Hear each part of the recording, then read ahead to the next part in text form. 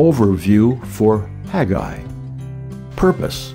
The prophet gave his messages to motivate the people of Judah to complete the rebuilding of the temple in Jerusalem. Author, the prophet Haggai. Date written, 520 BC. To whom written? The newly returned exiles from Babylon and the remnant living in Jerusalem. Key people. Haggai, the first of the prophets to minister to the post-exilic community in Jerusalem, Zerubbabel, the governor of Judah, and the man who led the first group of exiles back to Jerusalem, and Joshua, the first high priest after the restoration. Setting. 5 interrelated Old Testament books were written after the Jewish people returned from exile: Ezra, Nehemiah, Haggai, Zechariah, and Malachi. The events recorded in the book of Esther also took place during this period.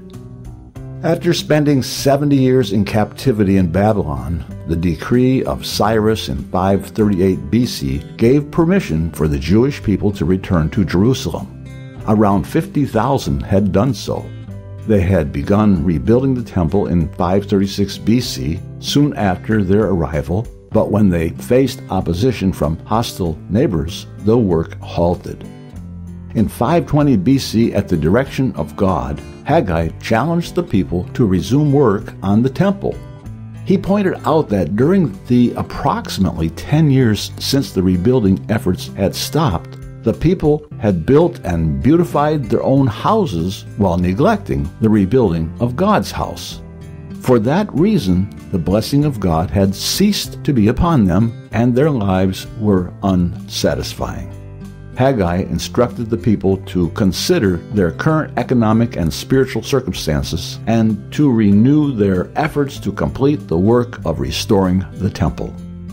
The prophet Zechariah joined Haggai in exhorting the people of Judah just 2 months after Haggai's first message. See Haggai 1:1 and Zechariah 1:1. Unique features and style. The book of Haggai is unique among Old Testament prophetic books for one key reason. The people of Judah listened.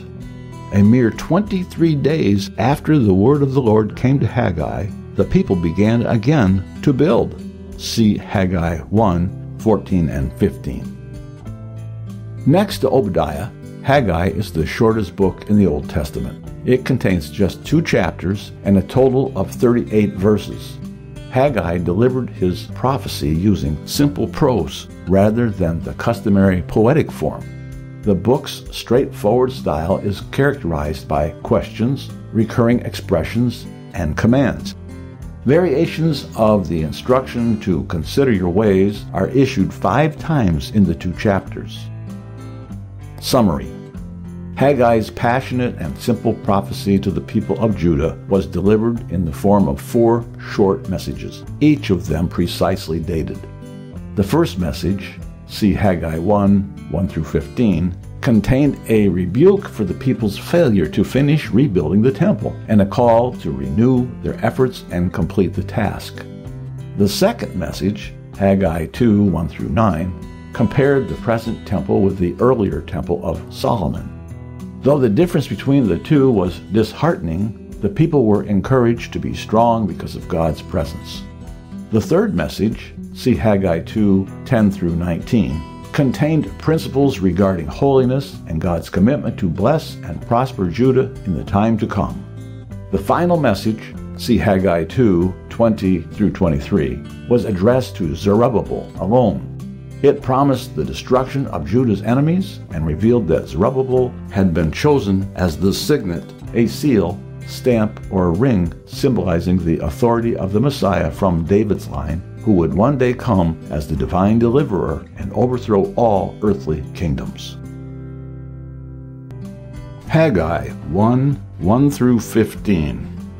Devotional focus verse. Now therefore, thus saith the Lord of hosts, consider your ways. Ye have sown much, and bring in little. Ye eat, but ye have not enough. Ye drink, but ye are not filled with drink. Ye clothe you, but there is none warm. and he that earneth wages to put it into a bag with holes. Thus saith the Lord of hosts, consider your ways. Haggai 1:5-7.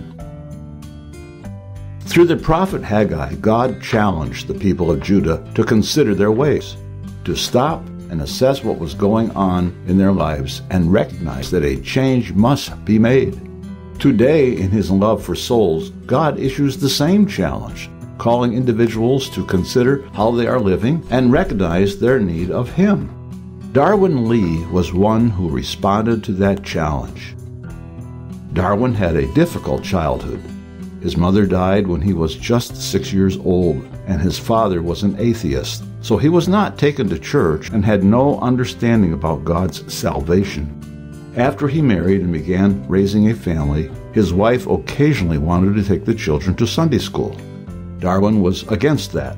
He said, "I figured the kids could make up their own minds about religion later on. I thought religious people were weaklings and that I was all right. After all, I was not a drinking man, and I worked hard and took care of my family. However, I had a vile temper and a foul mouth." God began dealing with Darwin's heart when their 16-year-old daughter became a Christian and started attending the Apostolic Faith Church. He said, "As I watched her, it was obvious to us that something had happened in her life. Her behavior and the way she dressed were quite different. However, I dismissed it, thinking it was just a passing whim. Then one of our sons, Daryl, came home from college to check up on what was going on with his sister, thinking to rescue her from what he felt were misguided notions about religion. He went to church with her and shortly thereafter had an encounter with God himself and was saved." He continued, "By that time, my life was miserable. I was nearly 50 years old. My wife and I had been married for over 25 years, but we were not communicating much at all. I felt hopeless, and I am sure that my son could sense my unhappiness. He kept asking me to attend church with him, even though I made excuses. Finally, I gave in and agreed to go." Darwin was surprised when the pastor did not ask for money, which is what he expected would happen. And because of his son's persistence, he continued to attend church with him. He recounted, "What I heard started to make sense to me. Gradually, I absorbed more, and finally, I began going down to the altar and praying." He was considering his ways. Darwin's breakthrough came when he went to the Apostolic Faith Headquarters Church in Portland for special meetings. On Saturday evening, they showed the film A Thief in the Night, a dramatization about the coming of the Lord. It made an impression on Darwin, and that night he surrendered to God. He testified, "My first words when I knelt to pray were, 'God, I need help.' I got that help, and I have been getting it ever since. The Lord came down and saved me, and I knew something real had happened in my life. Things started improving at home. My wife had been saved earlier, and God restored the love and warmth in our marriage. Others of our children were saved over a period of several years. Today, my life is better than it ever has been." Today's text was God's message to the people of Jerusalem, but it applies to us as well. God wants us to stop and think about our own lives, to consider our ways, giving careful thought to how we are living. Have we committed our lives to God as Darwin did? If so, are we still living in obedience to His Word? Are we trusting Him in good times and challenging times? Are we following God's will for us even when doing so is not easy? When the people of Judah failed to put God first, God's blessing was withheld. Let's make sure that we have surrendered to God and are living in a manner that will allow Him to bless us. Background information. Only 2 chapters long, the book of Haggai contains 4 brief but powerful messages delivered by the prophet Haggai to the people of Judah, who had previously returned to their homeland from exile in Babylon. Haggai began each of his messages by referencing the word of the Lord, or a similar phrase. The Israelites had been in exile in Babylon for nearly 70 years when King Cyrus's edict in 538 BC allowed them to return to Judah. Upon arrival, they had been confronted with the devastation left by the armies of King Nebuchadnezzar. Their capital city of Jerusalem was in ruins, and the glorious structure that once was Solomon's temple had been demolished. The returnees had begun rebuilding the temple soon after their arrival.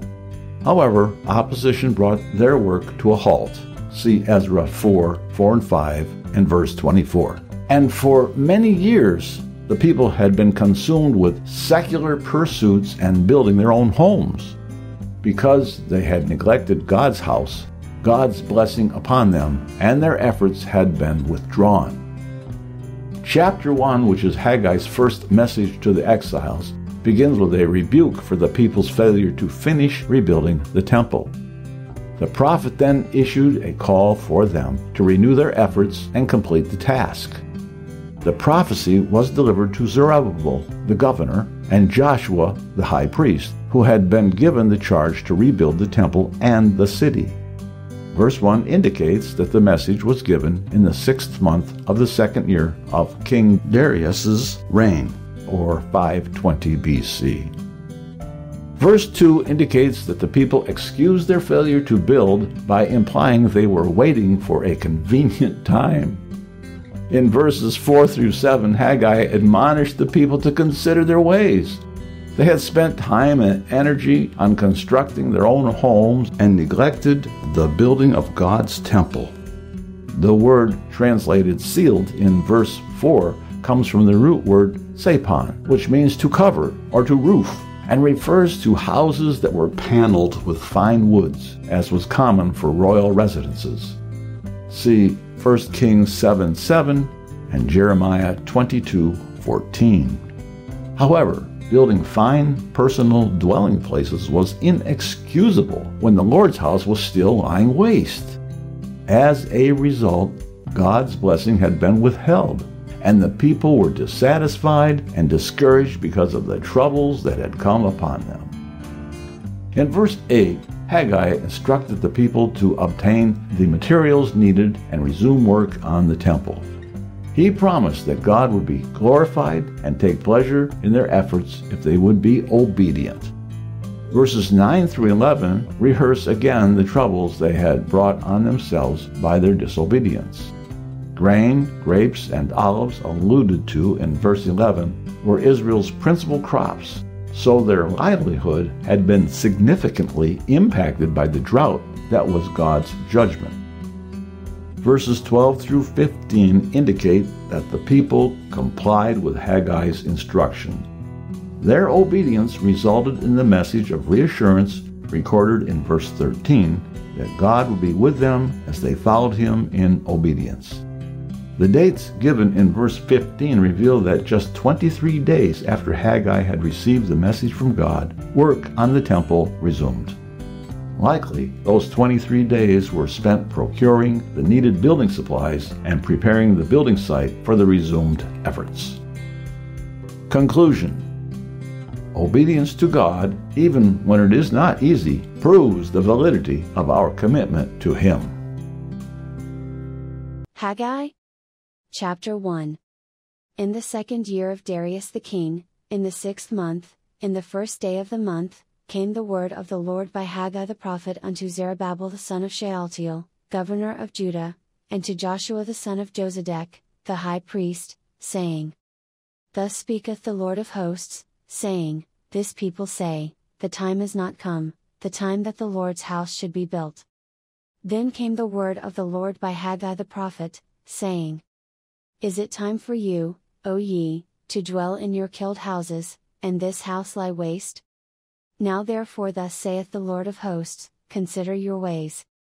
Ye have sown much, and bring in little, ye eat, but ye have not enough, ye drink, but ye are not filled with drink, ye clothe you, but there is none warm, and he that earneth wages to put it into a bag with holes. Thus saith the Lord of hosts, Consider your ways. Go up to the mountain, and bring wood, and build the house, and I will take pleasure in it, and I will be glorified, saith the Lord. Ye looked for much, and, lo, it came to little, and when ye brought it home, I did blow upon it. Why? Saith the Lord of hosts. Because of mine house that is waste, and ye run every man unto his own house. Therefore the heaven over you is stayed from dew, and the earth is stayed from her fruit. And I called for a drought upon the land, and upon the mountains, and upon the corn, and upon the new wine, and upon the oil, and upon that which the ground bringeth forth, and upon men, and upon cattle, and upon all the labor of the hands. Then Zerubbabel the son of Shealtiel, and Joshua the son of Josedech, the high priest, with all the remnant of the people, obeyed the voice of the Lord their God, and the words of Haggai the prophet, as the Lord their God had sent him, and the people did fear before the Lord. Then spake Haggai the Lord's messenger in the Lord's message unto the people, saying, I am with you, saith the Lord. And the Lord stirred up the spirit of Zerubbabel the son of Shealtiel, governor of Judah, and the spirit of Joshua the son of Josedech, the high priest, and the spirit of all the remnant of the people, and they came and did work in the house of the Lord of hosts, their God. In the 24th day of the 6th month, in the 2nd year of Darius the king,